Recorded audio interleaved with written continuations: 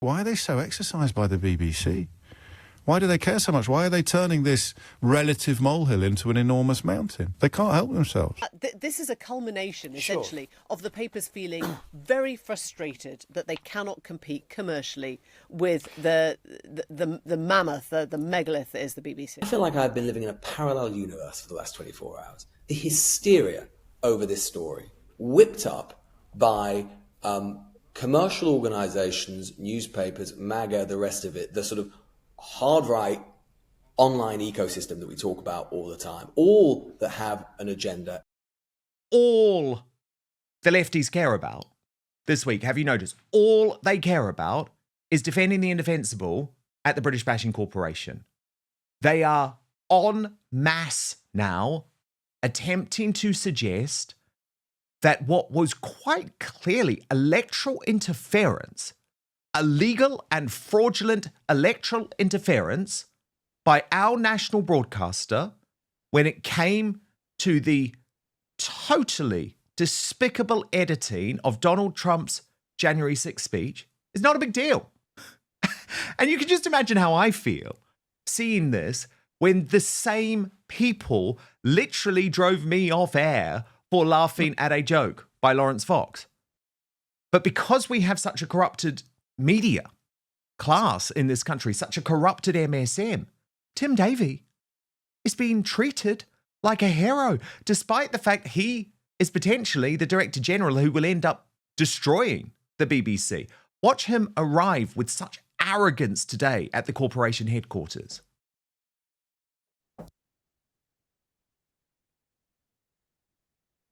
Just want to say a couple of things. I'm here to lead and support the BBC. I'm very, very proud of our journalists in this building. They're doing work I think that's incredibly important. I want to thank every one of them. They're doing a wonderful job. Also, everyone across the BBC doing their thing for the UK. And personally, I'm here to lead and support them. The BBC's going to be thriving, and I support every one of the team. I'm very proud of them. Thank you very much, Johan. How will you be responding to Mr. Trump's... Absolutely infuriating. The arrogance, the complete tone-deaf nature of the fact that this is an organisation in the gutter. And there's so much that paints a picture of racism, by the way, anti-right racism at the BBC. Look at this from the Daily Telegraph today. Life inside the BBC. You felt you had to apologise for being white and middle class. Yet James O'Brien, the man who spent 3 years suggesting that Boris Johnson should lose his job for accepting a birthday cake, has absolutely no problem with electoral interference and dodgy journalism from the British Bashing Corporation. Watch. You could sit here on a morning like this and think, why are they so exercised by the BBC? Why do they care so much? Why are they turning this relative molehill into an enormous mountain? They can't help themselves. Anybody not doing the bidding of that cabal or whatever you want to call it, that in this case, Trump supporting corruptocracy. Here's my next guest, Nigel Farage. What? On what possible planet is he a valid contributor to a conversation about this? He's on the BBC more than David Dimbleby was in his Question Time days. And what the BBC don't realise is that these people want their destruction. And they think that by feeding them or tickling them or appeasing them, they'll somehow be able to see off the threat. But it's an existential threat because they hate any media outlet that doesn't doff cap, tug forelock and do what they want. And what about Alistair Campbell, who, remember, went to war over his dodgy dossier, attacked the BBC back then when it was him who took us into an illegal war? Now he thinks it's the BBC that needs to toughen up, writing the real weakness of the BBC, as exemplified by recent events, is its failure to stand up to ludicrous claims from the right that it is somehow hugely biased to the left. Listening to Telegraph journalists bleat about a biased BBC or Reform MPs enjoying more platforming than any minority party in history underlines that. This is the work of right-wing journalists and owners working hand in glove with right-wing forces inside the BBC to undermine it. The Labour government needs to help the BBC stand up for itself and clear out those forces that want the BBC to fail. Now, just a reminder, right? This was the electoral interference on full display at the BBC. I want to remind everyone, because it's so important, of exactly what they did with Trump's speech. Dan Wootton Outspoken is available as a podcast too. So to listen or watch us on the go, wherever you are, then please subscribe on Apple Podcasts, Spotify, or wherever you listen to your podcasts. And as a personal favour to me, please rate and review, as it really helps our independent show. We're going to walk down to the Capitol, and I'll be there with you. And we fight. We fight like hell. We're going to walk down to the Capitol, and we're going to cheer on our brave senators and congressmen and women. But those losers from the fake news agents, Emily Maitlis, John Sopel and Lewis Goodall, who are literally, by the way, they're so unaware of the fact they are the walking, talking evidence of how corrupted the British Bashing Corporation is, given they all used to work there pretending to be impartial while pushing left-wing bile, are still making excuses. Watch. My point is that when Michael Prescott, who is the external advisor who had been advising the BBC on impartiality, wrote his dossier, which we now know was leaked to the Daily Telegraph, and in it he said the programme materially misled viewers. I think you have to step back. I think you have to really step back. And actually, I've read that dossier in full now, and it is not very obvious that he is an independent, impartial advisor. You know, for 4 years, I covered the Trump's first term as the BBC's North America editor. Our guiding light was be very careful and then be very bold. So when you've got firm judgments to make them, but do them on the most solid of foundations. You do not edit two different clips together. Now, why didn't the BBC apologise last week for it? And that's the fascinating bit of politics that's gone on here.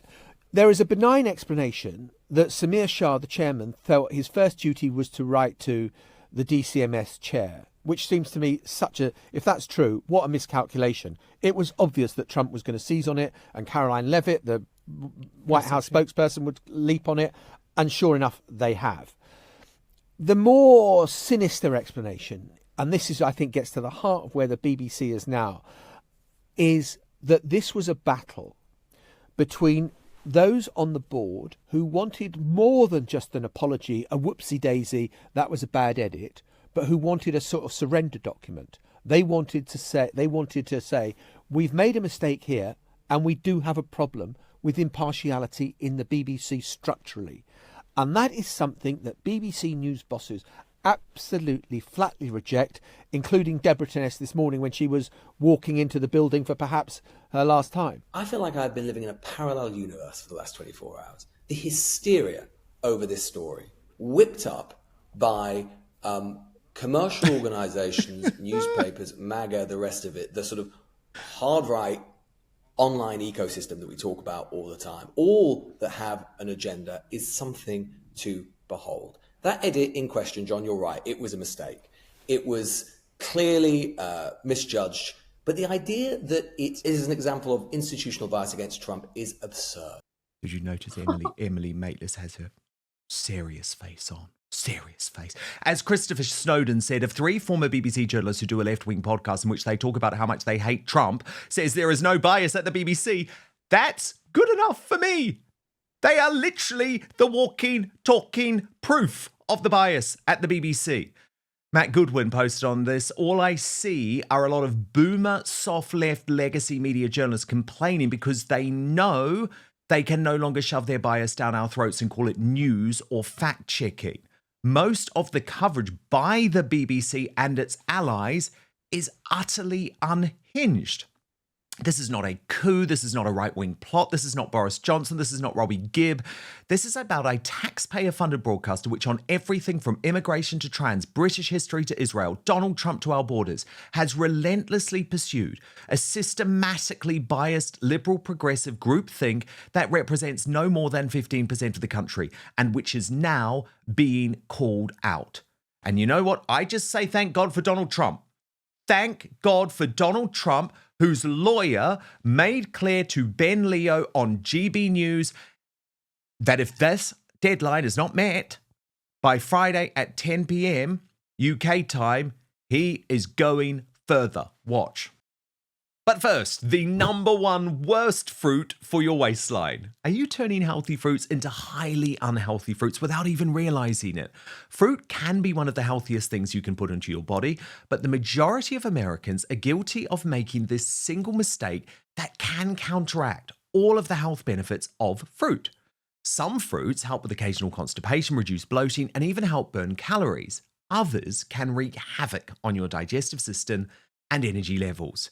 I came across this viral presentation from world-renowned surgeon Dr. Stephen Gundry that showcases the 3 fruits to stop eating today. And it was shocking.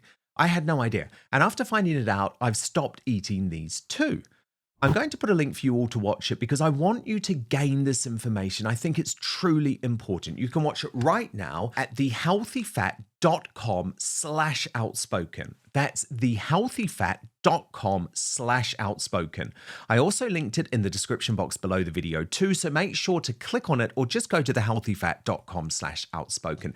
Oh, and by the way, eliminating these fruits could forever change the way we help increase energy levels, decrease brain fog, support digestion, and even lose weight. So make sure to click below or go to thehealthyfat.com/outspoken to find out now. Dr. Gundry has lost 70 pounds himself using his research and has kept the weight off for over 20 years and counting. His digestive issues are gone, his health is fantastic, and he feels younger and healthier today than he did in his 40s.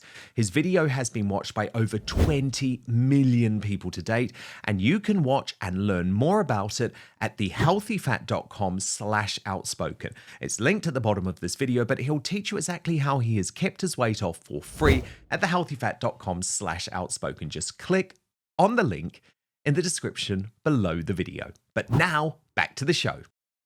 Is what would initially be sought in the event that the president is forced to proceed with litigation. If ultimately the lawsuit plays itself out, the damages will be based on the evidence that we establish and the harm that's been caused by the BBC's actions. And so it's a process where the president is going to lay out his demand and allow the evidence to establish and support the actual damages that he has suffered, that his reputation has suffered, and that the BBC has caused. Okay, and that would happen, that case pursuing $1 billion would happen if, the BBC don't respond by Friday. What do you want them to respond with? What are you looking for? What is the president looking for by that Friday deadline? The letter completely states our position with respect to what transpired, as well as what the president seeks, which are 3 things. Number 1, a full and complete retraction of the defamatory statements made by the BBC. 2, an apology to the president for engaging in such intentional and biased reporting. And 3, a monetary settlement proposal to be made by the BBC in order to remedy the financial harm that they caused the president to suffer as a result of their intentional conduct. Okay, and if they don't respond, you'll pursue this case for the full $1 billion, which you argue is worthy of the reputational and financial harm, yes? If they don't respond, then we will be left with no alternative but to enforce the president's legal and equitable rights, and it'll be up to the president to decide how and when he seeks to do so. Okay. Brilliant. I mean, what you really see with this whole British Bashing Corporation debate is good and evil, right? So you see the evil from Ed Davey, the leader of the Lib Dems, who is saying that actually this is all about Nigel Farage and the fact that we must not give in to those like Nigel Farage who want to destroy the BBC. As the Yusuf, chairman of Reform UK, responded, just Ed Davey saying the quiet part out loud. He thinks the BBC is there to stop Farage. And what about this exchange between John Simpson and Sharon Davies? Simpson posted, nowhere in the hysterical pile-on against the BBC and the British press has anyone mentioned that BBC News now has 77 million viewers and listeners in the US and has established itself as the second most trusted news source there. But Sharon replied, so very disappointing, John. I once looked up to you. Your dismissive attitude to women's loss of rights and your choice of words is sad. Extreme biased presenting by the BBC has happened in sport, an area I know well. It has been truly anti-women and disgusting misogyny. And Carol McGiffin, that's what's so interesting about this, right? It's so much more than the Trump clip. Like, the Trump clip is appalling. It is obvious. It is an obvious example to me of a fraudulent attempt at electoral interference without any doubt. And given their massive audience in the US, which they boast about all the time, I think Trump is right to sue in Florida, right? Because that's where he can go for $1 billion. But it's just the beginning, Carol. I mean, come on. Think of what they were like on the trans issue. And Sharon Davies is a presenter for the BBC Olympic swimming coverage. And she's like, what are you saying? So what do you make of this attempt by the left to try and, I think, excuse the inexcusable? There's a hell of a lot of gaslighting going on now, isn't there? It's like, oh, the BBC isn't left biased. It is so biased to the left. It's so obvious. It's embarrassing. I don't know how they think they can get away with it. I mean, they have got away with it up until now, I suppose, because I mean, and this is almost the best thing that's ever happened. And thank God it happened to Trump, because he will do something about it. And I hope he does. And people have been saying for a long time, it needs shutting down. It needs reform. Who still pays their license fee? I don't know many people who do, because they're so disgusted with the way the BBC lectures people, and they are so biased to the left. It's interesting as well. I don't know if you probably did, but the letter from Mr. Shah, he's like a controller at the BBC. The chairman, yes. The chairman, yeah. So did you read his reasoning or his excuse or whatever it was for editing the clip? I mean, it is unbelievable. The way he says the purpose of editing the clip was to convey the message of the speech made by President Trump so that Panorama's audience could better understand how it had been received by President Trump's supporters and what was happening on the ground at that time. I mean, that was a way of justifying it. And the left are literally tying themselves in knots trying 100%. to defend this decision that they've done. I don't know if you saw Susanna Reid on GMB arguing with Richard Maitlis and basically saying, as a form of justification for editing the clip, oh, but he did say both of those things. Oh.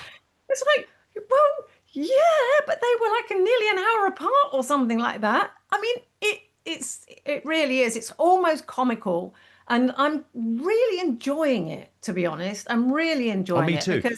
Me too. Yeah. And I mean, this chairman, Samir Shah, Carol, who you bring up, he has no idea of the seriousness of this. Like, he has no idea that Trump has stared down the biggest corporations in America, Disney, CBS. Like, the fact is, there are still people within the BBC who genuinely think that they can win this against Trump. They are delusional. Like, you've got this deadline, Friday, 5 p.m. Eastern time. You need to apologize now. You need to come to a proper financial arrangement, because this is going to end very, very badly for you. But part of me wants that to happen, Carol, because maybe it would be the end of the BBC. Yeah, I do want it to happen. I want to see it, because Trump, let's face it, Trump is the most demonized and attacked person in politics in our lifetimes.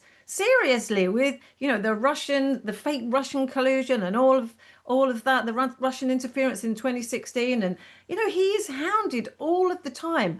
And to do this and to make out, it is ruinous of a reputation to say that he incited an insurrection. And the left have been working on that for since it happened, and they've been trying to blame Trump, and now they've been found out. He did not incite anything.